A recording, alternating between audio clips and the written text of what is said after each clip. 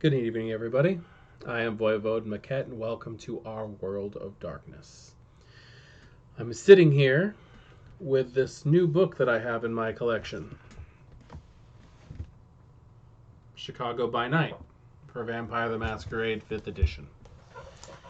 And I wanted to do a big reveal. Kind of like the way that I did with Companion. I wanted to be excitable and everything, but this book doesn't do that. This is a calm read. This is a way of entering into a world of Vampire the Masquerade, not a reclaiming something that seemed to be lost.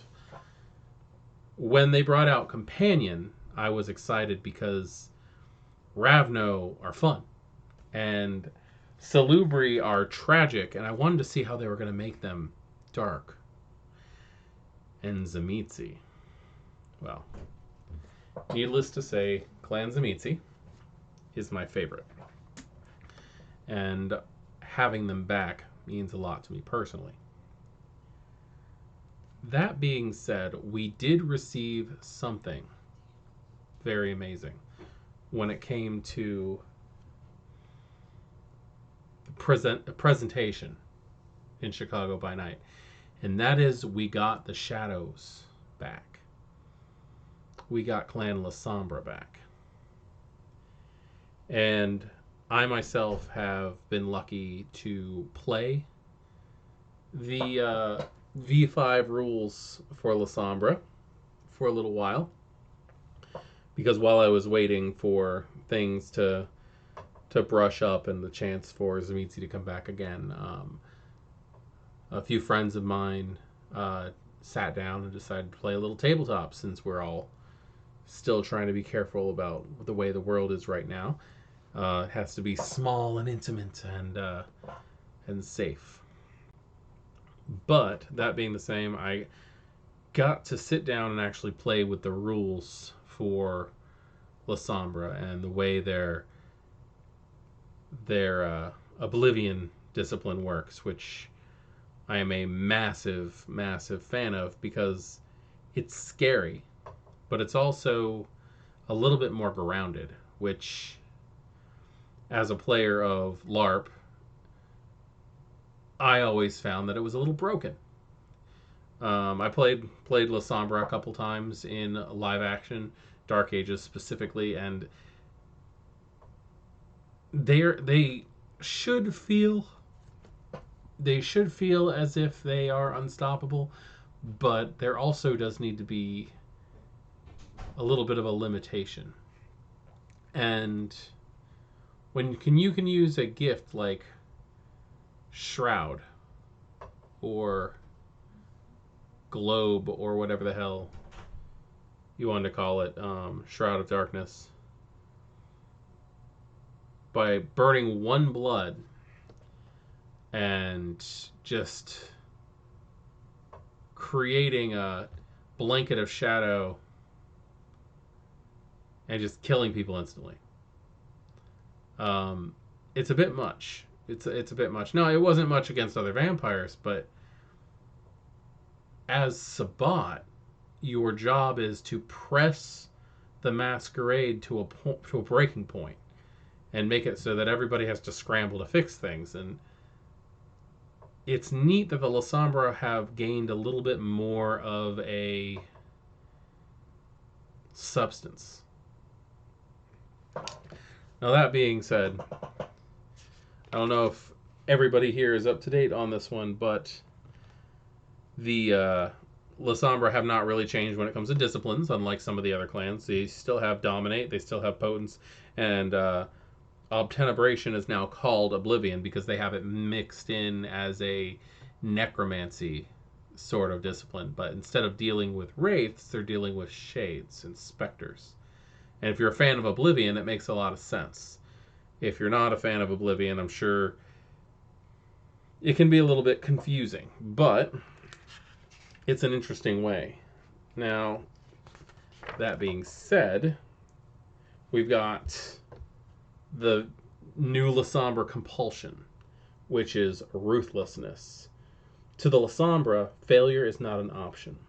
Their blood will urge them to any act conceivable to reach their goals, whether in the moment or in Byzantine plots lasting centuries. Any setback is felt profoundly, and they quickly escalate to the most ruthless of methods until they achieve their aims.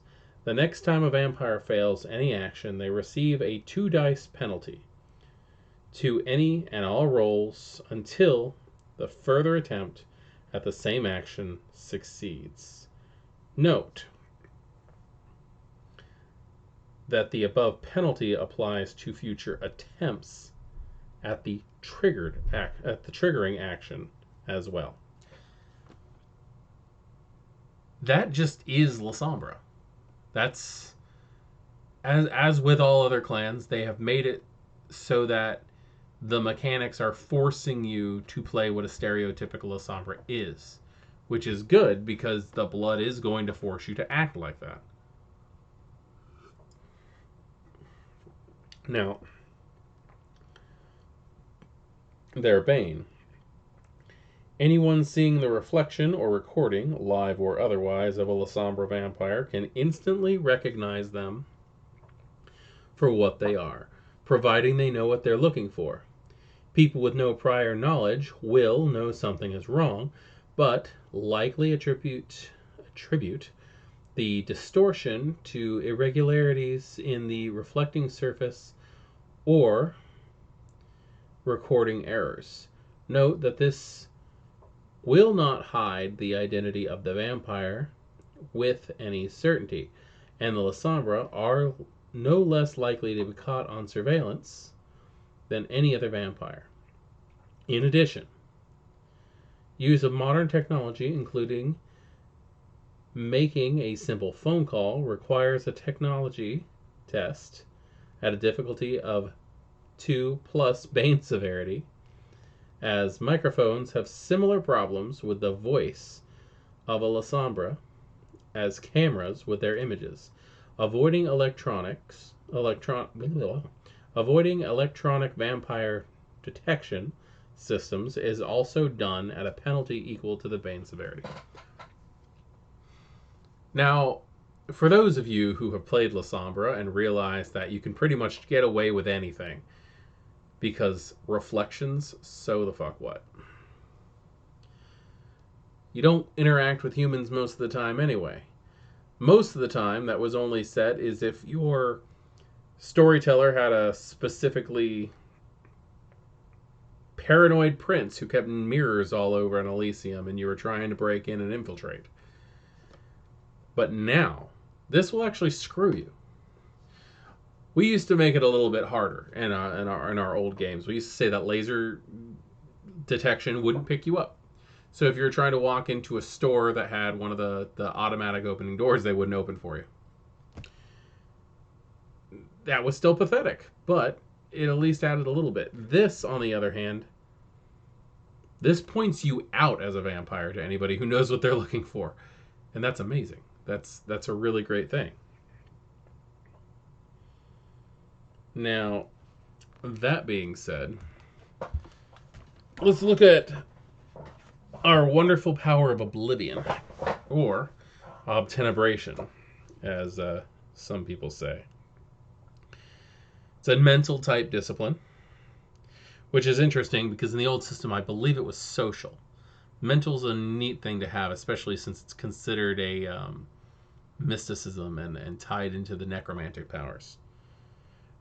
Which, again, I'm going to go ahead and say is pretty damn cool. I like the fact that the new guard, which is bringing in the old guard,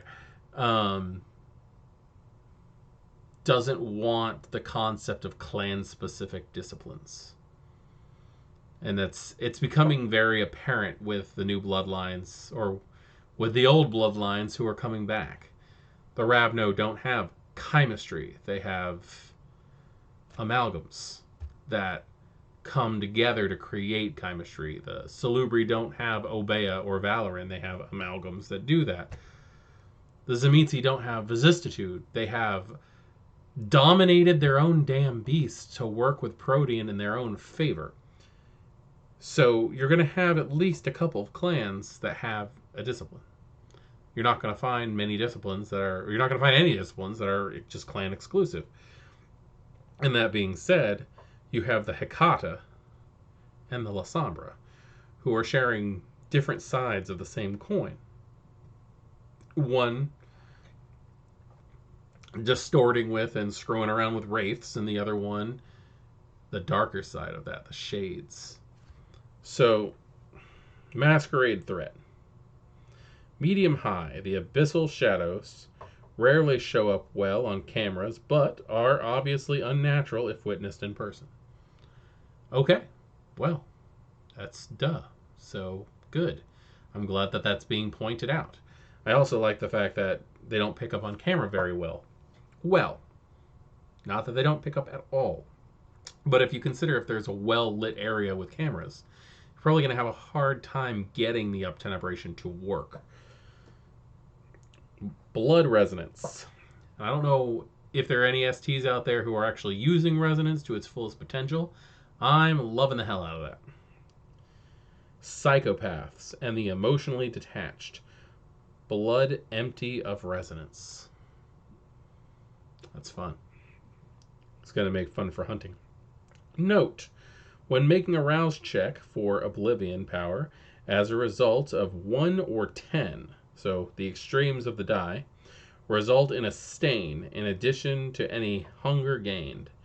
If the user's blood potency allows for a reroll, I cannot stop yawning, allows for a reroll on a rouse check, they can pick either of the two results. So just using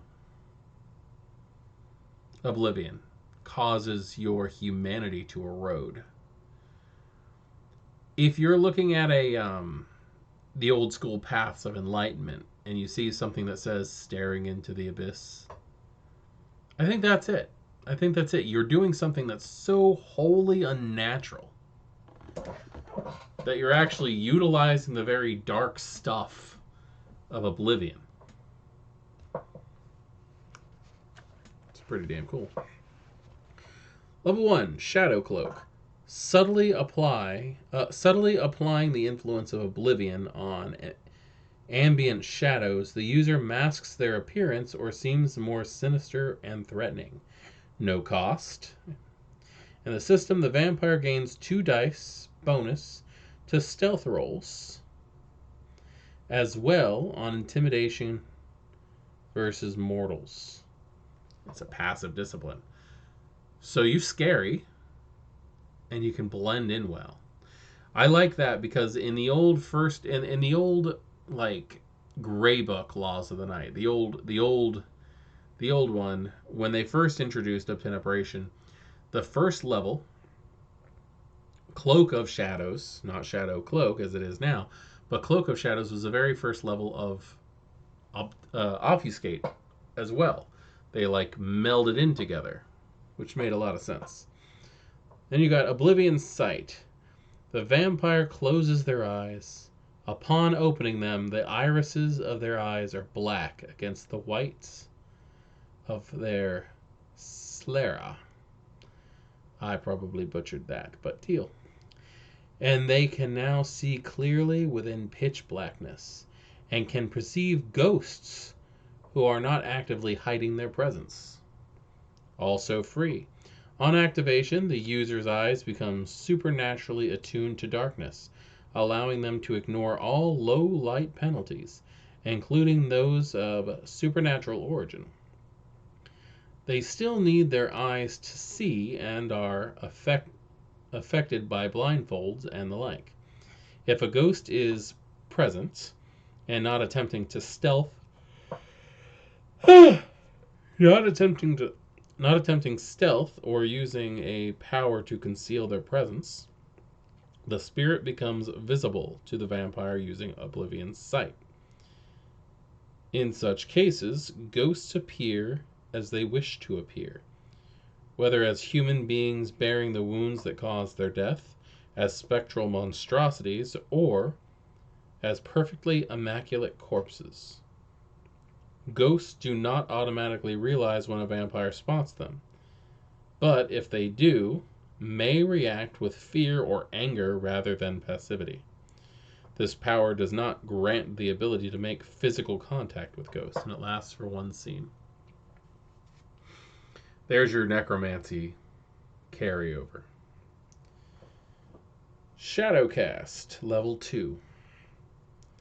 Oblivion is powerful, but can often be foiled by the simple lack of appropriate shadows from which to summon it. This power draws upon the darkness within the user to project the supernatural shadow from which to manifest other powers.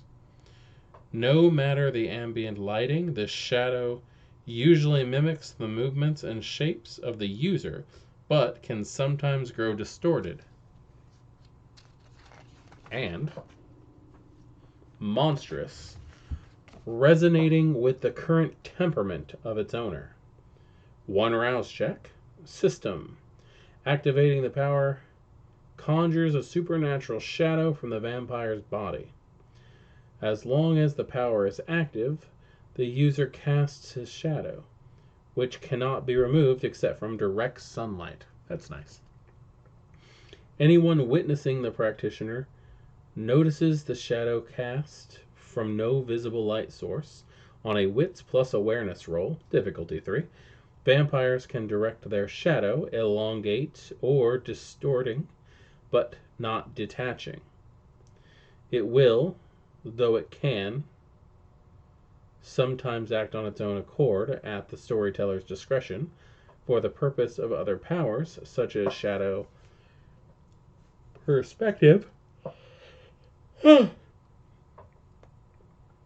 The shadow can be lengthened to up to twice the practitioner's Oblivion rating in yards or meters. For anyone standing within the shadow's reach, the willpower damage from social conflict increases by 1 after having for supernatural harm, or superficial harm, sorry. Standing in Oblivion's shadow is a terrifying prospect.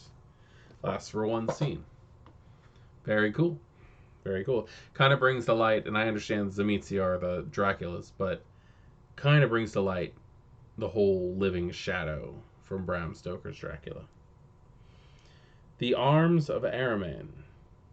Amalgam. Potence 2. So you actually have to have a little bit of potence to be able to work this one. The vampire summons abyssal appendages from unlit spots in the area within line of sight.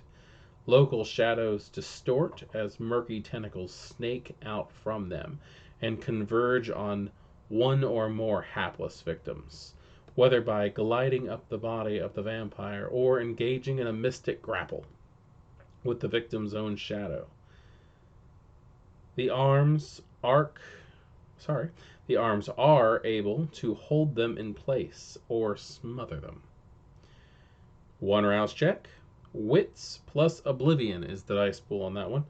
And the system, the user takes 1 turn and pays the cost, summoning the shadow appendages. Using these, the vampire can perform bludgeoning and grappling attacks against distant targets every subsequent turn. Additional arms can be created by splitting the dice pool, enabling the user to engage multiple opponents. The arms use the vampire's wits plus Oblivion to attack and deal superficial damage or grappling, adding half the user's potence rating or rounded up as a damage bonus. The vampire can do nothing else except control the arms while the power is active. They can also be used to perform simple actions such as opening doors, pulling levers, but nothing as advanced as typing or controlling a vehicle. The arms have a length in yards or meters equal to twice the Oblivion dots of the user. Note that the arms, being shadows, move across surfaces, not the air, and any distances must take this into account. I love that. That was one thing that I was happy about when I first started playing Lasombra, and I realized that when I took the arms was the fact that they have to slide over surfaces. The idea of, hey, there's a box on the floor and there's no way to go around it, so it has to go across the floor, up the side of the box, the top of the box, down the side of the box, and then across the floor again, cuts distance down significantly. So you kind of have to outthink things when you do that. The arms have 3 health levels and use their owner's wits plus Oblivion to avoid and endure attacks. As 2-dimensional shadows, they can only be harmed by bright lights, such as from powerful torch or daylight. The wits plus Oblivion roll allows the tendrils to attempt to snake into dark corners of the room or overpower the light for a turn, taking a health level of damage but continuing the assault. I used mine as armor the moment I could. The moment I could. That was an old thing that we used to do. It's in the clan novels if you ever read them. But I wrapped them around myself so I could have those extra 3 health levels on my body. It was nice. As the shadow tendrils constrict and assault a victim via magical means, it takes an act of will to escape them. A constricted victim may roll resolve plus composure and achieve more successes than the attacker to simply pass through the tendrils, incurring no harm. This action does not dissipate the arms of Aramain, which can attack again on a subsequent turn as the wielder wishes it and the target is still within reach. Duration, 1 scene, or until ended or destroyed. That's awesome too. Think about the idea of someone being wrapped up in these shadow tendrils and then just forces themselves to physically pass through the shadow because it's shadow. That you've outwilled the Lasombra. That's fun and would piss them off and probably activate their compulsion.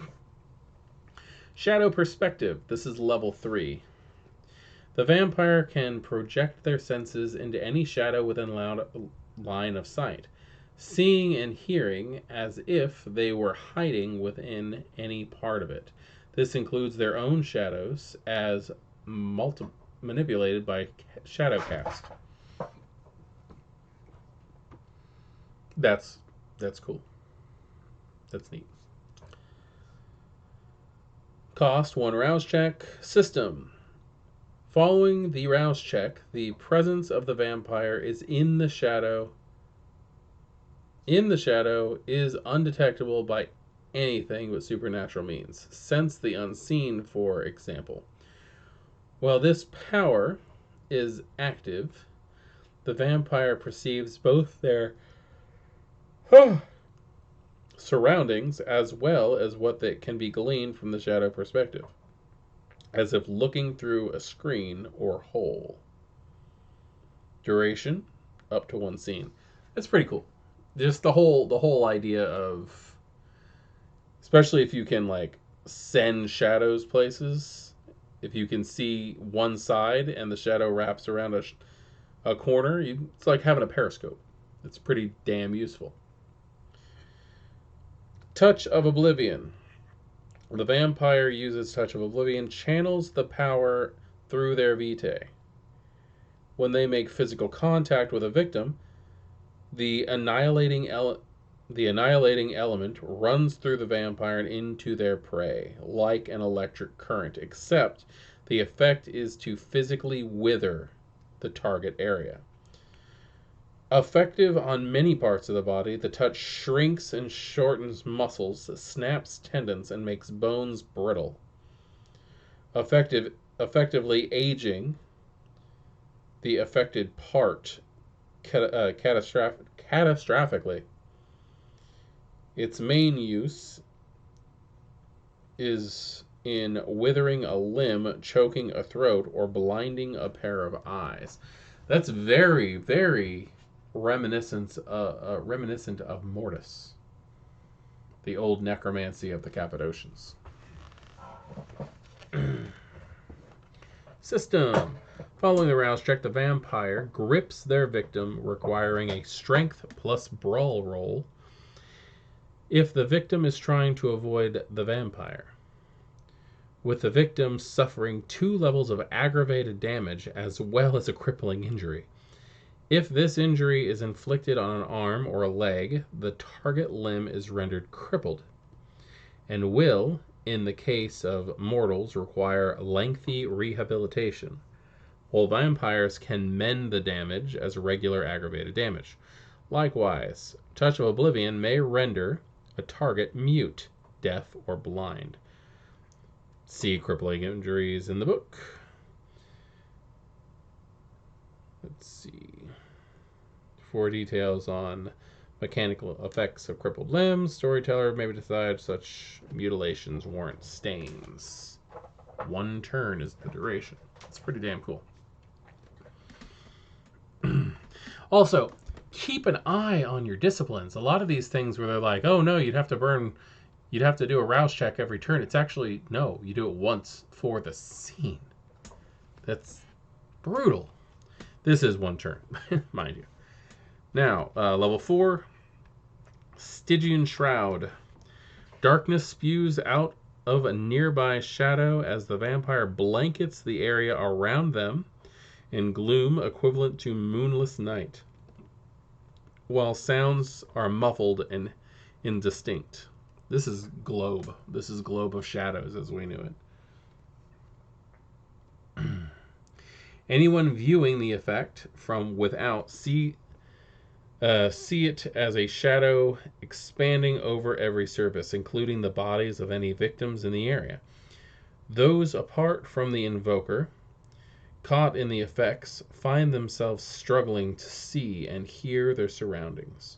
The mortals are drained of their very life by the suffocating power. 1 rouse check. That is still overkill. But it's a lot better than being able to create a flying globe of evil jello that the Lasombra used to be able to do. 1 rouse check is the cost. The system. The user makes a rouse check and spends a turn concentrating, spreading the shadow over the desired surface. The effect covers a circular area with a radius equal to twice the user's Oblivion rating in yards or meters. The area is centered on the user or a spot within their line of sight, so it can be actually cast further away. Anyone caught in the Stygian Shroud receives 3 dice penalties on all rolls, unless they possess their ability to see through supernatural darkness. Any mortal caught in Stygian Shroud suffers 1 level. 1 level of superficial damage for every turn they remain within it due to the power's suffocating effects, and this lasts for 1 scene. This is a very interesting thing because Lasombra are a little bit more rare. I think it's a lot of bullshit that I just said that. Lasombra are going to be an interesting thing to have in game now that Gangrel don't have the go-to Eyes of the Beast. You know, we actually have a choice whether or not we're going to have Eyes of the Beast or like Weight of the Feather. And I know when I was making my Gangrel, I chose the Weight of the Feather, and I've not regretted it. Of course, I have not run into any Lasombra. Level 5, Shadow Step. Stepping into nearby shadow, the user disappears only to reappear from the same or other shadow further away. Whether they enter the labyrinth or merely pass along the surface is a source of conjecture among many Lasombra and Hecata. But the spiritual damage with which they can emerge implies that they are touching something foul as they use this power. Nice. 1 rouse check is the cost. System. The vampire must enter a shadow large enough to cover them and emerge from another one turn later. The target shadow must be within sight, though it can be perceived by mystical means, such as with shadow perspective, if desired. It is possible to bring another through the passage, but unless that person is willing, they must be held by a successful grapple. If the stain is incurred as a result of using this power, the passenger also receives one turn. I love the power, and the sadistic part of me really, really wishes that you could let someone go inside of the abyss. But that's neither here nor there, because luckily the authors of this discipline realized that there were going to be assholes like me in the world. Okay. Last level, I believe? Yes, last level. Tenebros Avatar. We got it back. That's great, but let's see what they did to it. The vampire gains the ability to change their very substance into that of shadow, becoming a two-dimensional patch of darkness, able to slither over any surface and through minuscule gaps and cracks. And while in this form, the vampire can only be harmed by fire and sunlight. 2 rouse checks is the cost. And the system, the transformation takes 1 turn, during which the vampire is unable to do anything else. Once the transformation is complete, the vampire can move at walking pace across the ground or along walls, hampered only by hermetically sealed barriers. Vampires using Tenebros Avatar can envelop victims, causing the victim to reduce all their dice pools by 3, and suffocating mortals, as with Stygian Shroud. If surrounding a mortal, the vampire can feed from them without penetrating the skin with fangs. That's pretty damn cool. Practitioners of this power take no damage from physical sources, but can be harmed by fire and sunlight as normal. Mental disciplines can still be used at the storyteller discretion. Once per scene this duration is 1 scene or until ended. That's pretty damn kick-ass, and it's not overly disgusting. I'm a fan. I'm a fan of the way this works. And also, something that actually came to me while I was thinking about it, because I was actually going over what I was going to say about this, but the connection with necromancy. Homebrew is going to be a thing, I think, for a little while, if not permanently, when it comes to this kind of thing. But if anybody wants to bring Kiasid in, this is amazing. This is awesome. I would just say, okay, you're open to all Oblivions. You can have whatever you want when it comes to Oblivion. You can have Hecata or you can have Lasombra Oblivion. Because the original Kiasid had, was it Mycotheria? I think they had like Mycotheria, Obtenebration, and Necromancy. They were disgusting.